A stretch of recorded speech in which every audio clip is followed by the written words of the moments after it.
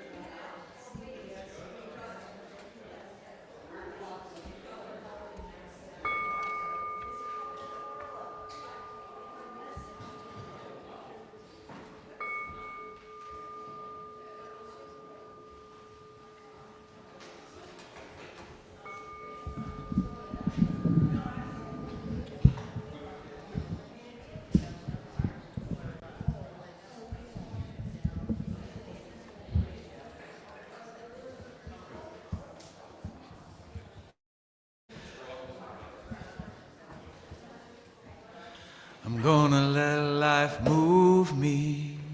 I'm gonna let life stir me deep. I'm gonna let life wake me from an ancient sleep.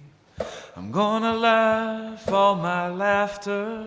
I'm gonna cry all my tears.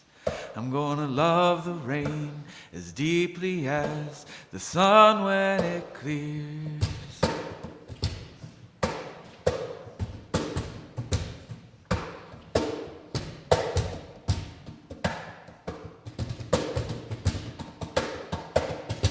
I'm gonna let life move me.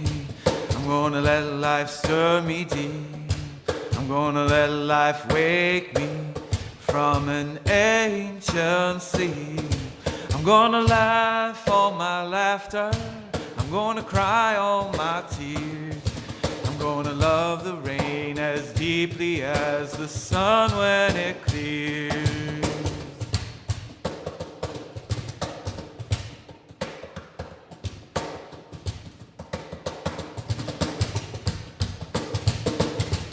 I'm gonna let life move me. I'm gonna let life stir me deep. I'm gonna let life wake me from an ancient sleep. I'm gonna laugh all my laughter. I'm gonna cry all my tears.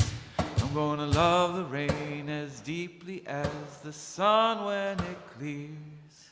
I'm gonna let life move me. I'm gonna let life stir me deep. I'm gonna let life wake me from an ancient sleep.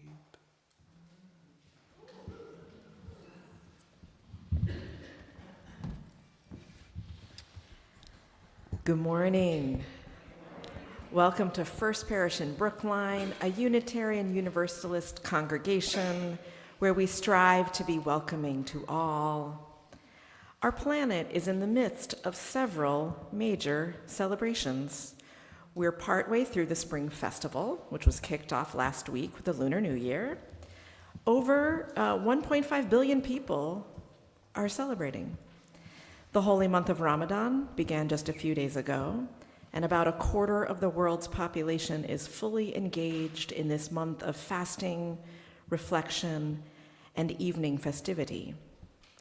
We are currently in Lent, and Google was not helpful with a worldwide number, but a lot of human beings on this planet are thoughtfully bringing thoughtful awareness to what we consume and how we move through our days. We humans are so wonderfully creative in generating rituals that anchor us in community and meaning. Amen, for that. My name is Elisa Connor. My pronouns are she, her, and I am your worship associate this morning. Our service will be led today by Matt Meyer, musician, educator, worship leader. Matt Meyer, who uses he, him pronouns, is a lifelong Unitarian Universalist with a long background as a musician and worship leader for UU congregations like ours. Matt lives in Boston but travels as an itinerant worship leader, bringing the good news of Unitarian Universalism to hundreds of congregations all over the country. And some more of his bona fides. He serves as the Director of Operations for Sanctuary Boston, a contemporary UU worship community that centers music and ritual. Sanctuary Boston's worship band just released an album of original UU music that's available at this table after the service. Matt is also a published children's book author, and his story, Desmond Gets Free, won a Nautilus Award for social justice in children's fiction. And that book will also be available at this table after the service, where we all get to sign up for Matt's newsletter to stay in touch. We are so glad to have him lead us this morning, to lead us in a worship that promises to anchor us in community and meaning. If you're new-ish, or it's your first time at First Parish, we extend a special welcome to you this morning. Everyone is invited to our social hour after the service in the Peterson room, which is through those magical doors that will unfold. And I want to bring your attention to the calendar insert in the order of service this morning. First of all, we should all read it and put stuff on our own calendars, but it also, for me, is an opportunity to celebrate the hum of activity and all the opportunities to get even more connected to this community. Once again, welcome one and all to First Parish this morning. It is a blessing to be together. And I invite Matt to lead us in a call to worship.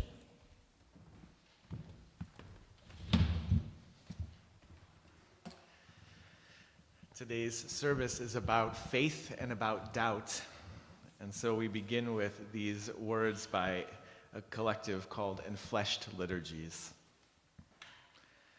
Before the burning bush of this world, asking us to love all of its holy and hurting ground, come with whatever seed of faith you can muster, and listen. Listen for the voice of God thundering softly in your depths. Listen with your hunger and your hurt, with your heart and all of its wisdom cultivated over time in the company of others. These are the soils from which God calls us to blossom and to bloom, to bear fruit that nourishes and to grow our future with care. This tending requires courage, but it is not a sacrifice.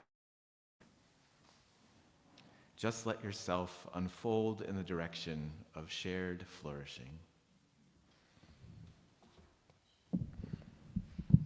In my congregation of Boston, we have a saying which is, we're going to begin with some singing and we're going to end with singing, and in the middle, mostly what we're going to do is some singing.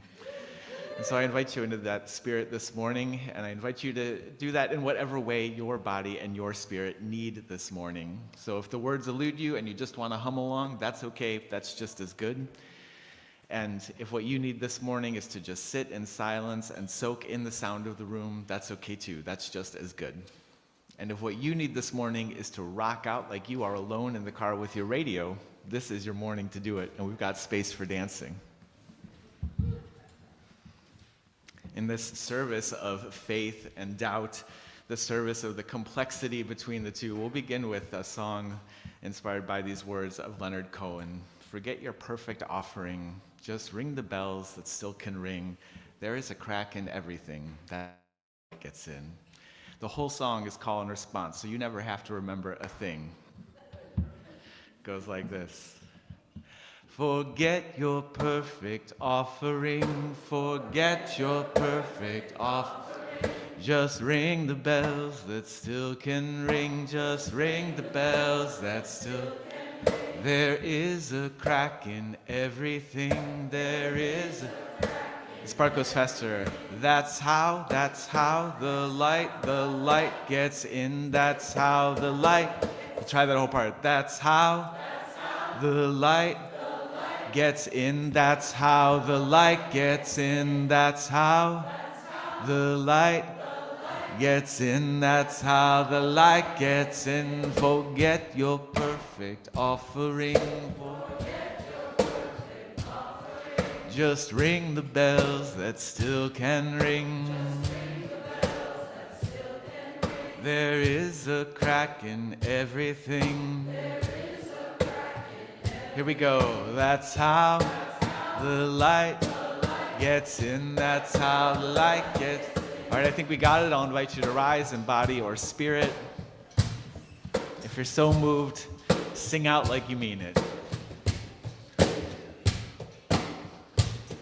Forget your perfect offering. Forget your perfect offering. Just ring the bells that still can ring. Just ring the bells that still can ring. There is a crack in everything, there is a crack in everything. That's how the light gets in, that's how the light gets in. Forget your perfect offering, forget your perfect offering. Just ring the bells that still can ring, just ring the bells that still can. There is a crack in everything. That's how the light gets in, that's how the light gets. Forget your perfect offering, forget your perfect offering. Just ring the bells that still can ring. There is a crack in everything. That's how the light gets in. That's how the light gets in. That's how. Forget your perfect offering, forget your perfect offering. Just ring the bells that still can ring, just ring the bells that still. There is a crack in everything, there is a crack in everything. That's how the light gets in, that's how the light gets in. That's how the light gets in, that's how the light gets in. That's how the light gets in, that's how the light gets in. Y'all sound good.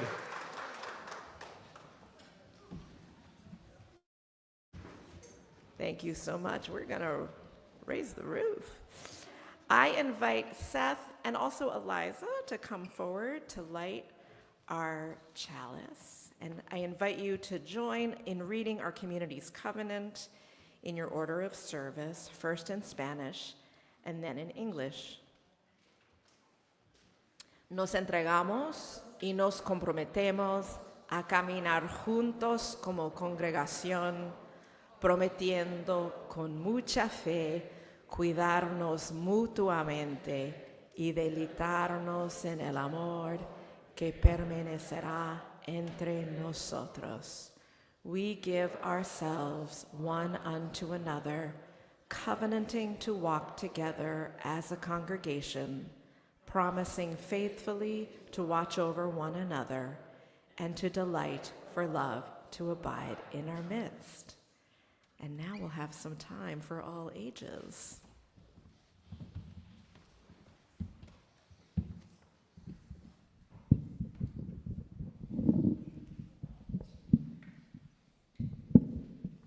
As I said, today's service is about faith and about doubt, and both of those mean questioning some of the unjust things we find in the world around us, in the world we've inherited, as we're imagining the world as it might be. And so I have just the story for you. Desmond the mouse lived in the most beautiful meadow in all the land. Every morning, Desmond would wake with the sunrise and spend the whole day long playing in that meadow. And every night, Desmond would go to sleep right in the middle of the meadow under the beautiful starry sky above.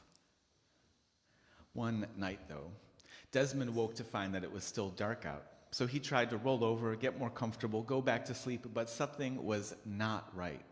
He could hardly move, and his tail was throbbing with pain. Reaching behind him, he felt that there was some sort of, it felt like some sort of huge boulder had somehow fallen just on his tail in the middle of the meadow. He tried pushing on this giant boulder with all of his strength, but it didn't budge. When that didn't work, he tried tugging on his tail to get loose, tugging with all of his might, but it didn't work.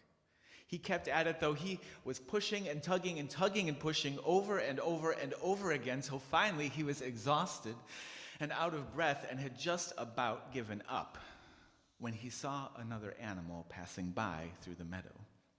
It was a tall giraffe. And so he called out, "Oh, giraffe, it seems that some sort of boulder has fallen just on my tail in the middle of the meadow. If you could just use your powerful legs to push it, even just a few inches in the other direction, I could get free." Well, the giraffe laughed at Desmond, the way giraffes do. "You silly mouse," he said. That's no boulder that's fallen on your tail in the middle of the meadow. That is an elephant that's fallen asleep on your tail in the middle of the meadow." Well, Desmond thought about that and thought, maybe that's good news. In that case, if you can just gently wake the elephant and ask him to roll over even just a few inches in the other direction, then I could get free. "I don't know about that," said the giraffe. "Surely you must know what they say about letting sleeping elephants lie." "I find it's best not to get involved in other animals' business.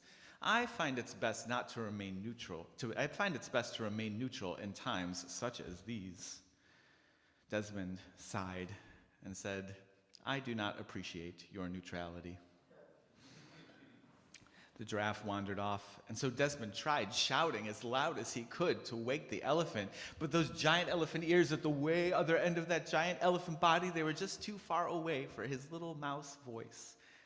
But he tried anyway. He tried shouting, and then he tried pushing again and tugging again, and he tried shouting and pushing and tugging and tugging and pushing and shouting over and over again, till finally he was exhausted and out of breath, and he had just about given up when he saw another animal pass by through the meadow. This time it was a gazelle, and he called out, "Oh, gazelle, it seems that an elephant has fallen asleep just on my tail in the middle of the meadow. If you could just gently wake him up and ask him to roll over even just a few inches in the other direction, I could get free." "I don't know about that," said the gazelle. "Surely you must know what they say about letting sleeping elephants lie. I find it's best not to get involved in other animals' business. I find it's best to remain neutral in times such as these." Well, the gazelle wandered off, and Desmond said almost to himself this time, "I do not appreciate your neutrality." One last time, Desmond tried shouting with all of his voice. He tried pushing with all of his strength and tugging with all of his might, and he tried shouting and pushing and tugging and tugging and pushing and shouting over and over and over again. So he was exhausted and had just about given up for the last time when he saw another animal passing by through the meadow. This time it was another mouse. And when he called out, that mouse ran right over and introduced himself. He said, "My name is Nelson. What seems to be the problem?" Well, no sooner had Desmond explained the situation than Nelson ran all the way to the other end of that giant elephant body, and then he shouted up to those giant elephant ears at the top of that giant elephant head, "Excuse me! It seems you've fallen asleep on my friend's tail in the middle of the meadow. If you could roll over just a few inches in the other direction, he could go free." Well, the elephant heard Nelson's little mouse voice way down on the ground, but I think those giant elephant ears at the way top of that giant elephant head, they were just too far away. And being a mouse, his voice was just a little too quiet. And between you and me, I think maybe that elephant, he was just a little too comfortable. He didn't budge. So Nelson thought about this. And then he ran back to Desmond, and he said, I think I might have an idea. Stay right here. Don't move." And he ran off into the grass, leaving a confused look on Desmond's face. And just when Desmond was starting to get a little worried again, he saw Nelson emerge back through the grass. But this time, he wasn't alone. He had found 3 other mouse friends, and each of them, they had each done their job. They had each found another 3 friends as well. The whole group of them, they ran all the way to the other end of that giant elephant body. And one mouse, she climbed up on the shoulders of another, and another mouse climbed up on her shoulders. One by one, they made a whole mouse ladder all the way up the back of that giant elephant head. And then Nelson climbed up the shoulders of his friends one by one till he stood right at the opening of that giant elephant ear. And he shouted with all of his voice, "Excuse me! It seems you've fallen asleep on my friend's tail in the middle of the meadow. Roll over just a few inches so he can get free." Well, this time he was just too close and just too loud to ignore, and so the elephant said, but then he rolled over just a few inches in the other direction. Nelson and his friends climbed back down to the ground carefully, and they met up with Desmond, who was free at last, and the whole group of them, they all spent the rest of that day playing together at the edge of the meadow. Archbishop Desmond Tutu said that if you are neutral in situations of injustice, you have already taken sides. You've taken sides with the powerful, and you have taken sides with the oppressor. And he said, if an elephant is standing on the tail of a mouse, the mouse will never appreciate your neutrality. Archbishop Tutu believed in a God who took sides with the orphan and the widow and the oppressed everywhere. As Unitarian Universalists, we may or may not share a belief in that same God, but we have covenanted together to work for justice and equity and inclusion, And that means that we are working together for a world very different than the one we see around us today. And so it means that we come together in communities like this to do together what we could not do alone, to take sides together for justice, to take sides together for equity and compassion. And it means that we come together to side with love. May it be so, and may we make it so. With that, we'll sing the children on to their classes. So, Lead us. I rely on Keith. I'm a little shaky on the tune. We will all be gentle with each other, but we're going to go for it. Go out and love the world, vaya me o mundo, vaya amar al mundo alle rementud moon. Go out and love the world, vaya me o mundo, vaya amar al mundo alle rementud moon.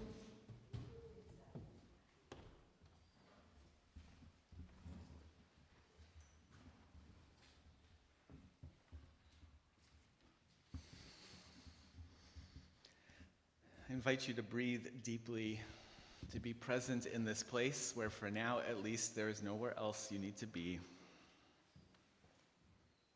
Be present in this time where for now, a moment at least, there is nothing else that needs to be done. Be present in your body, these whole and holy and fragile bodies.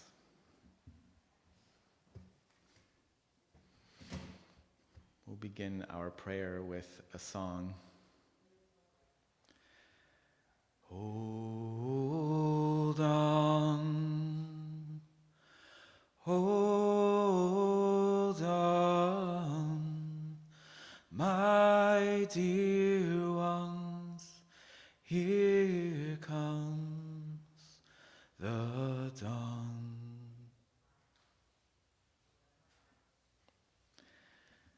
And these words from Ted Loder. God of love, in the turbulence and the loneliness of living from day to day and night to night, keep me in touch with my roots, so I will remember where I came from and with whom. Keep me in touch with my feelings, so I will be more aware of who I really am and what it costs. Keep me in touch with my mind, so I will know who I am not and what that means. And keep me in touch with my dreams, so I will grow toward where I want to go and for whom. Hold on, hold on, my dear ones, here comes the dawn.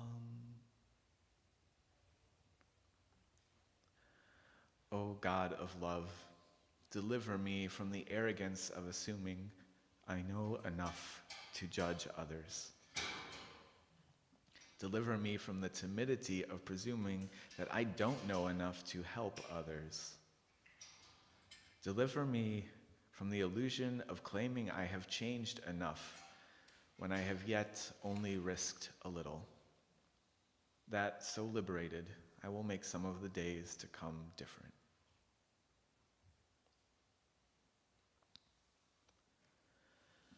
Hold on,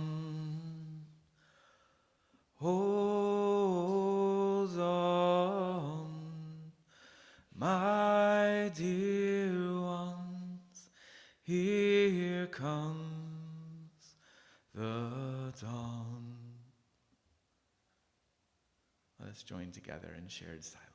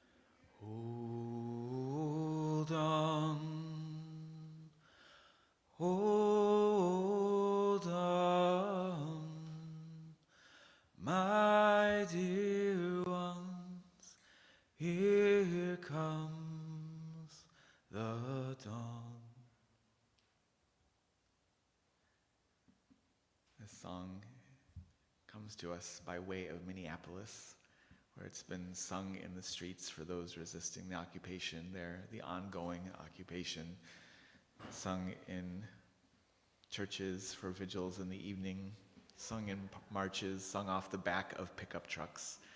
I invite you to join me in singing together. Hold on, my dear ones, here comes the dawn. Hold on, hold on, my dear ones, here comes the dawn. I invite you to rise in body or spirit and sing it together again, a little louder.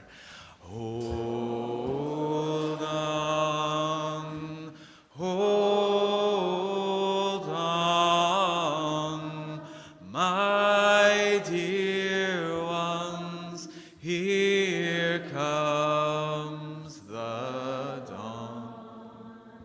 And I invite you to sing this song again, sending it to those who have been facing the burden of violence, whether just reading of it in the headlines or seeing it in their neighborhoods, or whether it has come to their doorstep, to their families. Let's send this song out to them.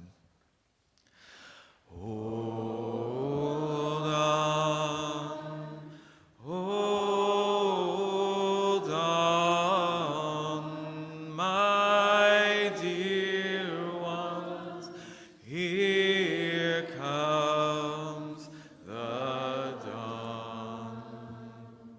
And if there's someone you know in your own life feeling weighed down these days, carrying grief or fear, whatever that is, I invite you to think of them, hold them in your heart, and sing this song to them.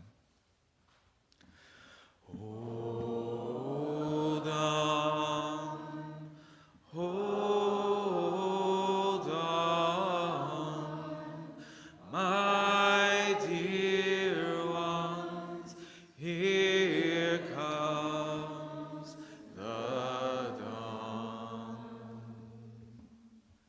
And if this is a song that you could use, I invite you to place your hand on your heart and sing it to yourself, dear ones.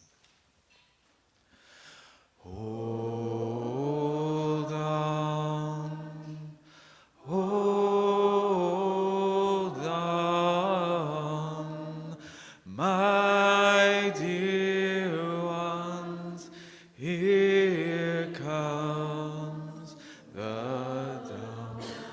Again, this time in 11-part harmony. Hold on, hold on, my dear ones, here comes the dawn. One more time. Hold on, hold on, my dear one, here comes the dawn.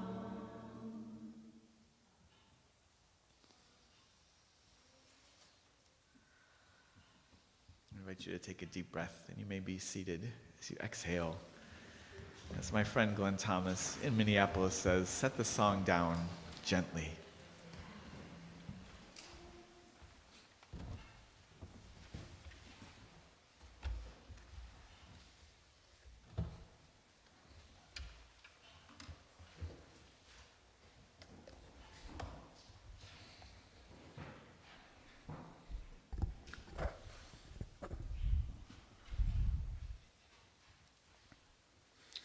One time at band camp, well, drum camp specifically, I was in high school and I stumbled into a conversation one evening that several of my fellow drum student teenagers were having with one of our camp counselors who was sharing about his own Christian faith. He told us about a theological question called Pascal's wager. Now, the thing to know about Pascal, if you're unfamiliar, is that he was a theologian and he had the idea of this wager. That's about it. What he said was, either God is real or not real, and you either believe in him, and it was a him, or not. So the thing to do is to believe in God, because if he is real, you're going to heaven, and if he's not, nothing gained, nothing lost.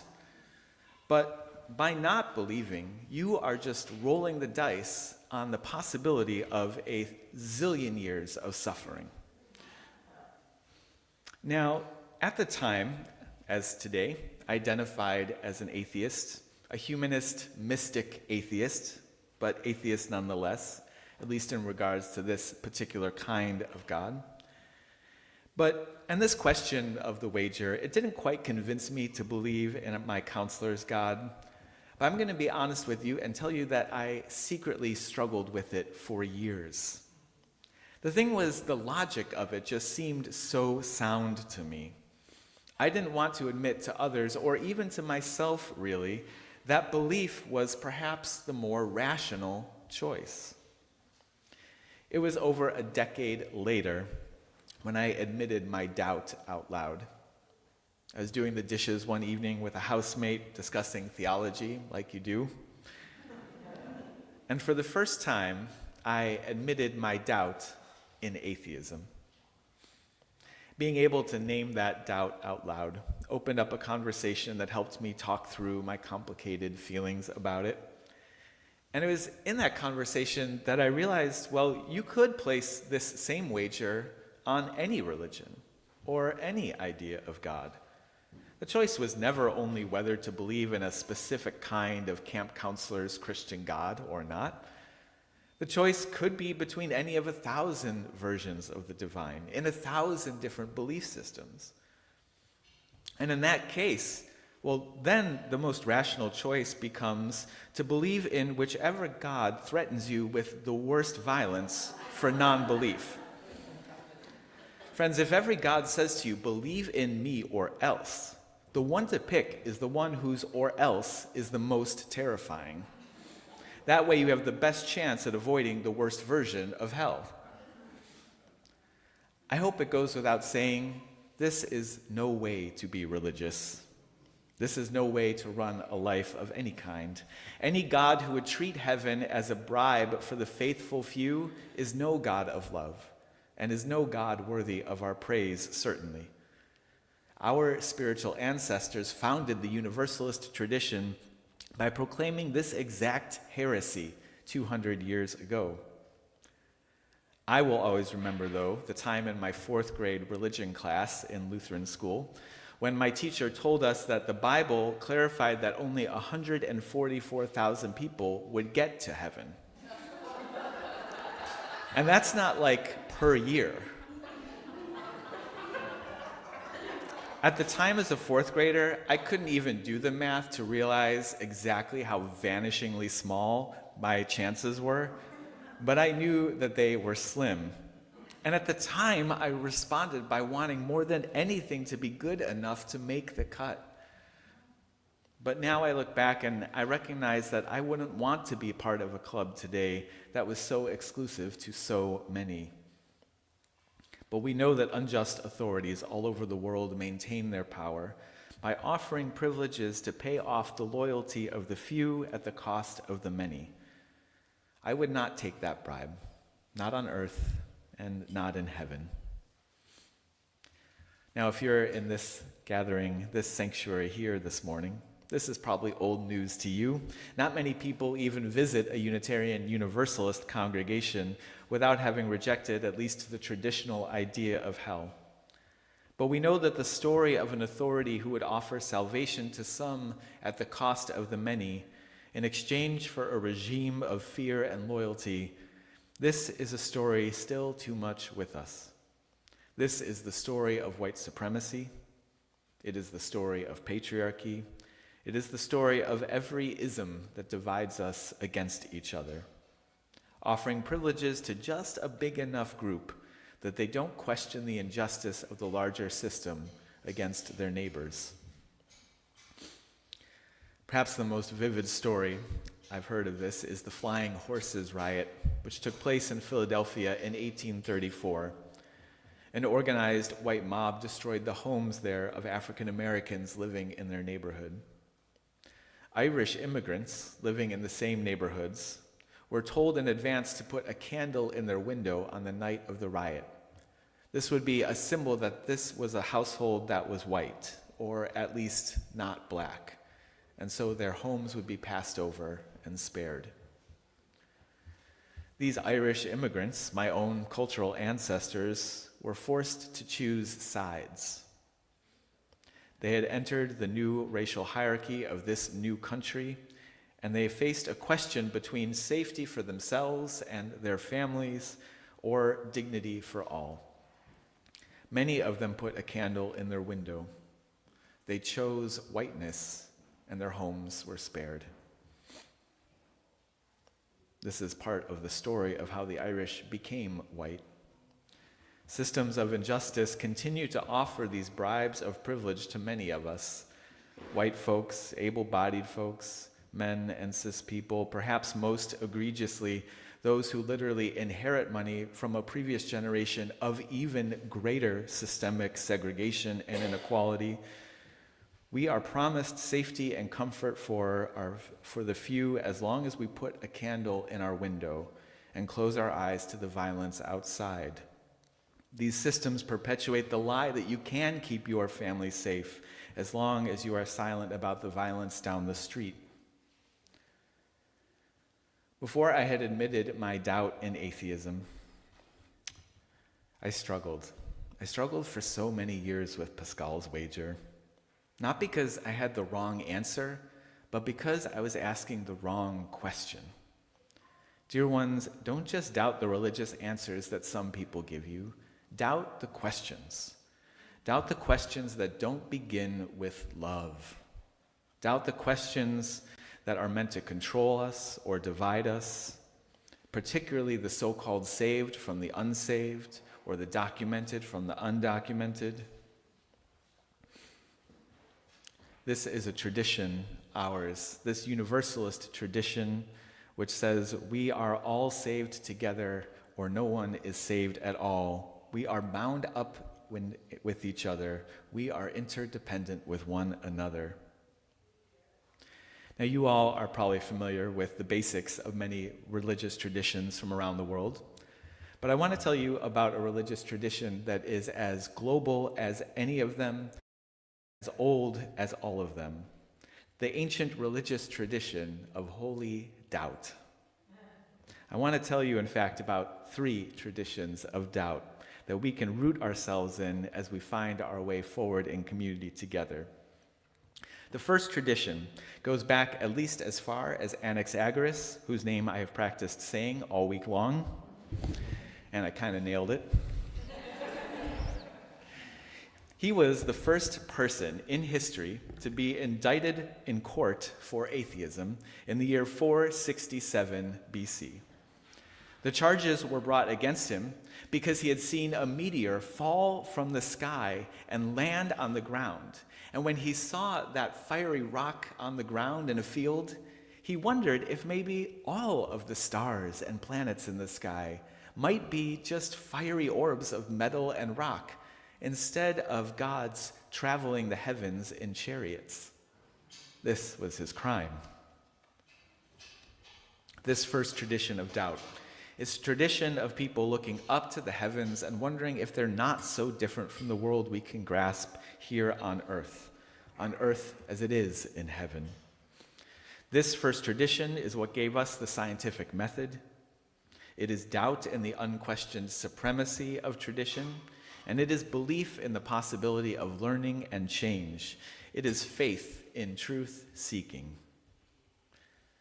The second tradition of doubt is a tradition of people looking not up to the heavens, but across to each other.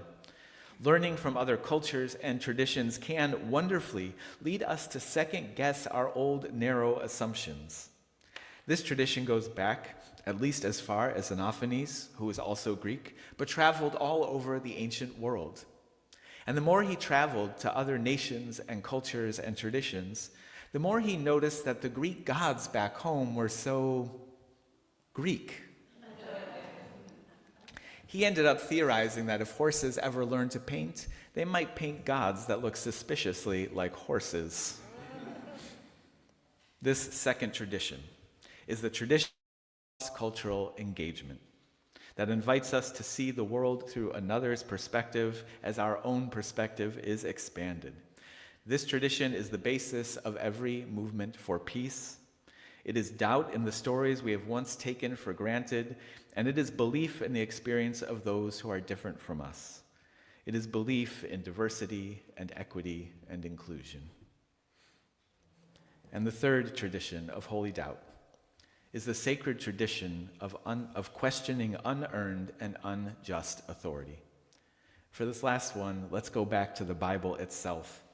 As an adult, I've come back to the Bible not to take it literally, but to take it seriously. And I love that the religious tradition of a doubt is alive and well in Scripture.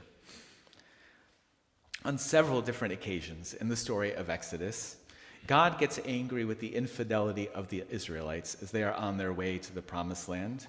And he tells Moses, "Get out of the way. I'm going to kill the whole lot of them." But Moses, bless him, doubts God's decision and stands in the way against the genocide. The first time, he reminds God of his more loving nature. But when it happens again, I love that Moses appeals instead to God's delicate ego and fragile masculinity. He says, if you kill us, the Egyptians are going to hear about it, and they're going to tell all the other nations and all over the world how you said you could free us and bring us to the Promised Land, but you couldn't even do it. God agrees.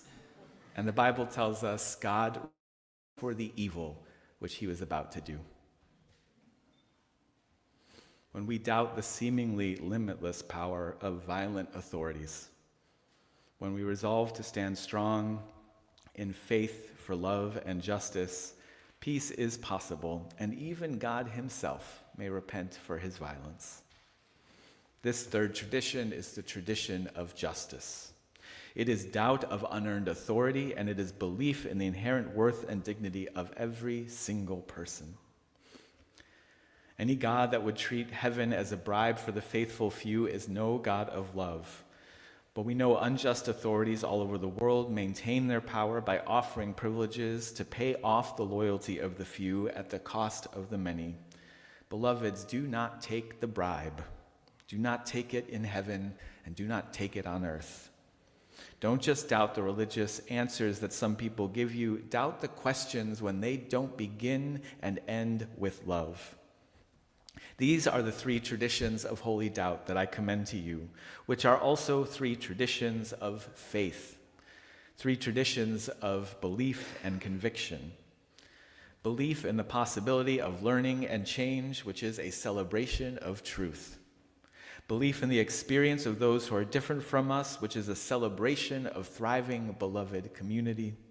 And belief in the inherent worth and dignity of every person, a celebration of justice and equity. Our reading earlier offered the invitation to come with whatever seed of faith you can muster, and let yourself unfold in the direction of shared flourishing. And so whatever your understanding of God or the divine, we as Unitarian Universalists have inherited these religious traditions of holy doubt and these traditions of faith, these traditions of courage and shared flourishing. And so I invite you to join me rooting ourselves deeply in community and deeply in the tradition of those faithful to justice, faithful to peace, and faithful to truth. May it be so, dear ones, and may we make it so.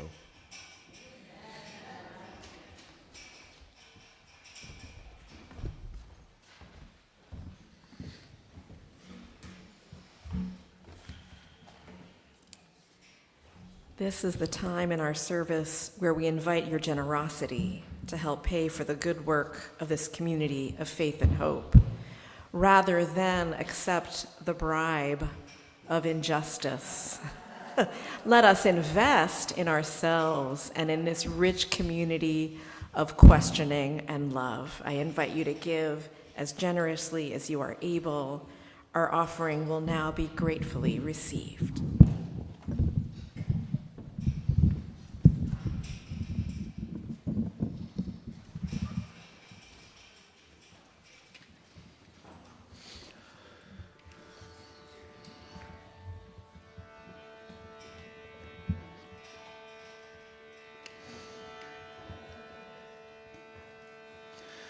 I was told the way to heaven was narrow. I was told only a few got in. I was told to be good, better than the rest. I was told it was hard to win. I was told that God, He loved everyone, but He punished more than He blessed. And I was told His compassion was the reason He loves some more than the rest. I wanted so much to be good. I wanted to be better than the rest. I tried to walk a path so narrow. I tried to win His love and pass His test. But now I've known bullies and abusers, and I know that they're not always mean. And I know that the love they offer to a few is how our loyalty they win. 'Cause we're not saved till everybody's saved. We're not free till everyone is free. Riches for some while the rest are in need. That's no reward for me. We're not saved till everybody's saved. We're not free till everyone is free. Riches for some while the rest are in need. That's no reward for me. Now I know the answer to His wager. Would I vow myself in loyalty to the God of the few, to the tyrants of fear? Well, that's no question for me. Don't just doubt their rules and regulations. Be sure to doubt their questions as well. And doubt their declarations, all that are meant to divide. Doubt their questions meant to control. Then let us wonder aloud to each other. We might begin again here in love. And let us wonder aloud of the world we've imagined on earth as it is up above. 'Cause we're not saved till everybody's saved. We're not free till everyone is free. Riches for some while the rest are in need. That's no reward for me. We're not saved till everybody's saved. We're not free till everyone is free. Riches for some while the rest are in need. That's no reward for me.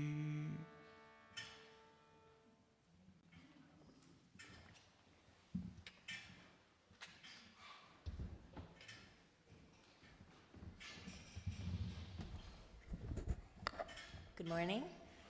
I'm Sarah Luchansky, she, her. I'm a member of the parish board, and I just want to thank you all for your generosity this morning during this amazing service.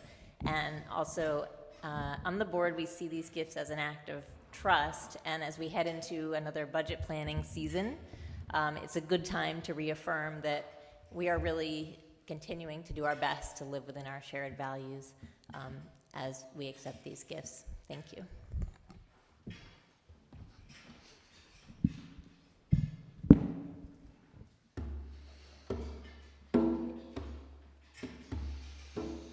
Where you go, I will go, beloved. Where you go, I will go, try that? Where you go, I will go, beloved. Where you go, I will go. Again. Where you go, I will go, beloved. Where you go, I will go. Next part goes like this. For your people are my people. Your people are mine. For your people are my people. Your people are mine. My turn. Your people are my people. You're divine, my divine. Try that. Your people are my people. You're divine, my divine. For your people. For your people are my people. Your people. Your people are mine. Your people. Your people are my people. You're divine. You're divine, my divine. Where you go, I will go, beloved. Where you go, I will go. Again. Where you go, I will go, beloved. Where you go, I will go. For your people. For your people are my people. Your people are mine. Your people are my people. You're divine, my divine. You sound good. I invite you to rise in body or spirit. The words to this song come from the book of Ruth, one of 2 books in the Bible named for a woman. Ruth is speaking to her mother-in-law, Naomi, who, after both of their husbands have passed away. Naomi is about to make a very long and very dangerous journey, one that she knows she might not return from, and Ruth is asked to travel with her. Naomi says, "You don't have to do that. You aren't related to me by blood. You don't owe me anything." And Ruth says, "No, we're in covenant together now. Your God is my God, and where you go, I will go." As Unitarian Universalists, we have covenanted together to travel together, even when the road is long, even when it is uncertain, which it most certainly is. I invite you to join that spirit of singing this song as we travel together. We'll pick it up a little bit. Where you go, I will go, beloved. Where you go, I will go. Where you go, I will go, beloved. Where you go, I will go. For your people.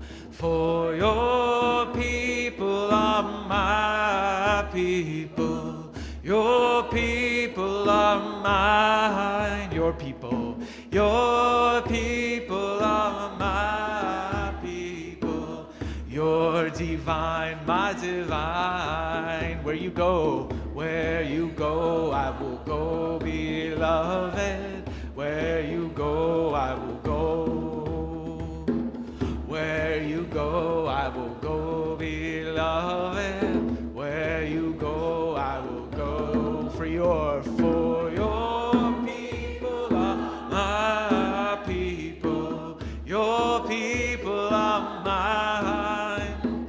Your people are my people. You're divine, my divine. Here we go. Where you go, I will go, beloved.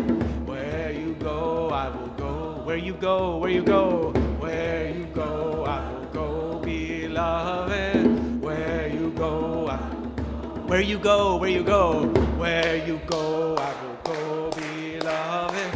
Where you go, I will go. Where you go, where you go, I will go, beloved. Where you go, I will go. For your people are my people. Your people are mine. Your people are my people. You're divine, your people, for your people are my people. Your people, they are mine. Your people are my people. You're divine, my divine. Where you go, I will go, beloved. Where you go, I will go. Where you go, I will go, beloved. Where you go, I will go.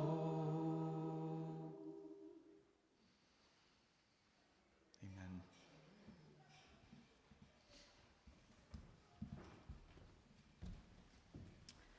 Oh, thank you for that.